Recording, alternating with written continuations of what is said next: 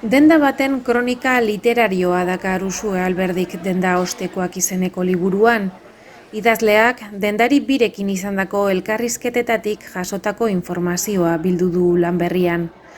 Umorea eta autoironia daude dendarien ahotsetan, eta ez dituzte zenbait kontuzikin isiltzen.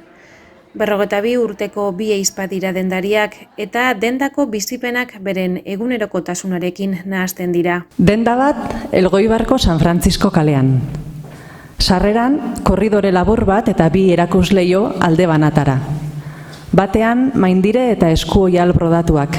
Bestean liburu politikoak eta diskoak. 1978 da eta etxezokoan enkarguz josten eta brodatzen aritzen diren bi ahizpak denda bat irekitzea erabaki dute tailerrez, tabernaz eta saltokiz beteriko kalean, krisi betean, ibaiaren egian. 20 eta 21 urte dituzte eta askatasuna praktikatzen hasi nahi dute. Errentan hartu dute lokal bat, jiratu dituzte oialak eta ariak, ekarri dituzte liburuak ondoa jotako liburu denda gorri batetik, kokatu dituzte denda ostean, mozketa eta lixaketa mailak eta leihatearen aurrean ibaiari begira makinak, alfa bat eta sigma bat, sekula matxuratu ez direnak. Denda osteraino sartzen dira manifestazioak, beharginen barreak, lagun anarkoak, troskoak eta feministak. Ez dute zorrak ordaintzeko dirurik. Bi ahotsek osatzen dute nagusiki liburu hau. Ahots bat izaskunena da eta bere josteko makinak trrrr egiten du, elektrikoa baita. Bigarren ahotsa Mari Joserena da eta brodatzeko makinak klik-klak egiten dio, pedalarekin funtzionatzen du.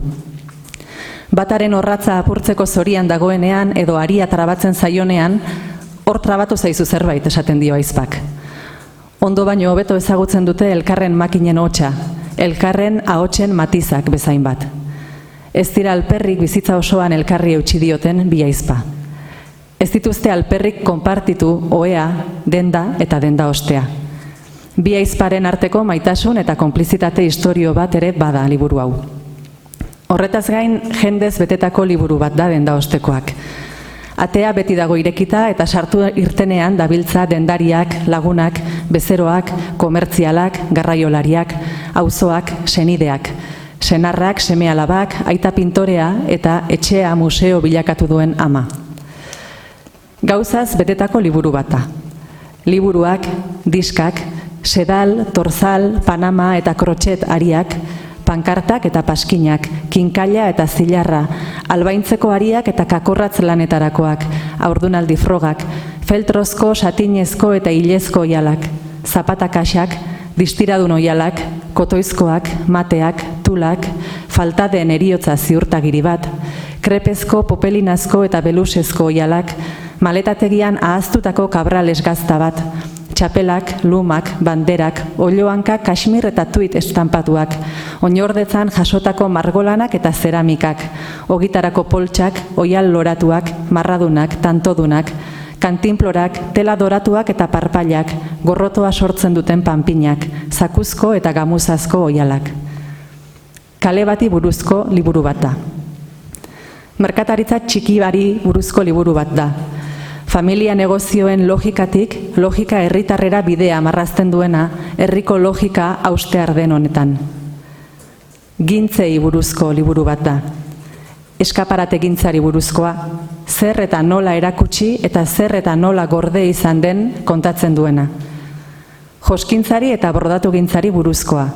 Eskotez, paparregalez, zirrituz, eskumuturrez, kanezuz, sisaz betea. Puntadaz puntada josia.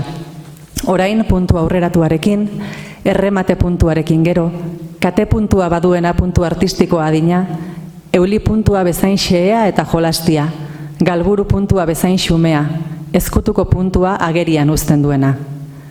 Esplikatuko zaigu, ikurrina bat pausuz pausu nola albaindu eta josi, eskailera bat igotzeko edo ordulariari giltza emateko instrukzioak bezain zehatz.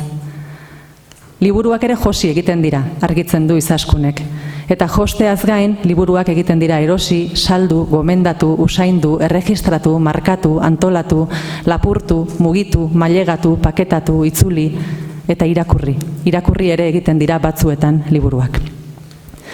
Neuk ere hala jose ditut narrazio honen txatalak, zatarretarako utzitako piltzarrak albainduz, ikasketarik gabeko, esango lukete, bi emakume Euskaldun Berriren diskurtsoa inkianka baina bizi-bizirik jalgidena arilkatuz. Historiaren dendaostean, hizkuntzaren dendaostean, familia baten, jende baten, garai baten dendaostean aztarka. Gauzak nondik kontatu, zein berbarekin kontatu, ahotsa nori eman, zeri deitu zikina eta zeri garbia, zeri deitu literatura, hori ere bada auzia. Hemen ez dago minimalismorik, ez erudiziorik, ez dotoreziarik. Hitz txikiekin idatzitako liburu bat da. 2019ko urritik 2020ko martxora, asteazkenero bildu ginen Elgoibarko Pitxintxu dendako dendaostean, eta Bizpahiru orduz aritu ginen ni Galdezka eta Izaskun eta Mari Jose Estibaritz erantzuten. Dendako martxari kasu ematen zioten bitartean. Eta pertsonen arteko igurtziari buruzko liburu bat atera da. Bizitzeko arteari buruzkoa. Gauzak perfektu egiteak baino, egin egiteak duen inportantziari buruzkoa. Elkarrizketa luze bat bezala irakur daiteke. Izan, ordu askotako elkarrizketa askoren eta haien lanketaren eta muntaiaren emaitza da. Informazioaren bila bezala egin dut lan, tonu diferenteen bila, paisaia, argiztatze, pertsonaia, testura eta erritmo diferenteen bila. Inoiz idatzi dudan libururik umoretsuena atera dela esango nuke, eta meritua ez dela nirea. Karnabal bat da, disparate eder bat, festa bat. Ez dago espaziorik malenkoniarentzat. Mugimenduari eutsi behartzaio, jendeari kasu egin, kutxetatik atera behar dira salgaiak, baita memoria, zauriak eta asmoak ere. Prezioa jarri behartzaio denari, almazena ustu, eskaparatea aldatu, ingurukoak zaindu, denbora librea aprobetxatu, soberakinak paketatu eta itzuli ahal bada, eta bestela mehe saldu, lasta arindu, akorduak berritu, bizitzen jarraitu. Dendatik eta dendara luzatzen diren hariek herri baten paisaia estetikoari eta paisaia humanoari begiratzen diote. Ibaiari, etxaurrei, inguruko negozioei, eskaparatei, fabrikei, lehortzera jarritako arropari, emakumeen bizimoduari, diruari, hizkuntzari, zaborrari, sexuari, politikari, ardoari, mendiari eta minari bezala pozari. 2020an gaude eta aldatu da kalea, aldatu da ibaia, aldatu dira aizpak. 74 eta 72 urte dituzte orain.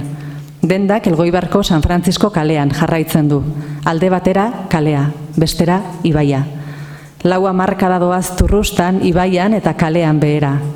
Hau ez da dike bat. Hau da oinak urrarreetan sartzea eta ibai kutsatuko ahateekin eta plastiko zatiekin jostatzea. Kronika literario bat egitea izan da nire asmoa. Taupada bat harrapatzea, mundutxo bat jostea, kronikagarria ez dirudien hori kronikatzea. Zer da liburu hau? Galdetu izan diet editoreari, zuzentzaileari, zirriborroa irakurri duten adiskidei. Eta akaso, Xabier Gantzarainek eman dio erantzunik azertatuena azalean. Ornitorrinko bat da. Hibrido sailkaezin bat. Desagertzeko arriskuan dagoen espezie batentzako paperezko etxe bat bere irudira egina. Ornitorrinkoak ez du nostalgiaren putzuan erortzeko astirik. Bi aizpek agindu bakarra eman izan diete dendan izan dituzten langile guztiei. Hemen geldirik ez. Askotan sentitzen nuen egiten nizkien galderen araberakoa izango zela lortuko nuen emaitza. Orduan galdetu diet datez eta ekintzez eta gertaerez bezala, usainez, galdetu diet ibaiari lotutako edozein oroitzapen kontazieza datela, galdetu diet familiaz, galdetu diet lagunez, galdetu diet dendako persianaz, galdetu diet eskaparatez.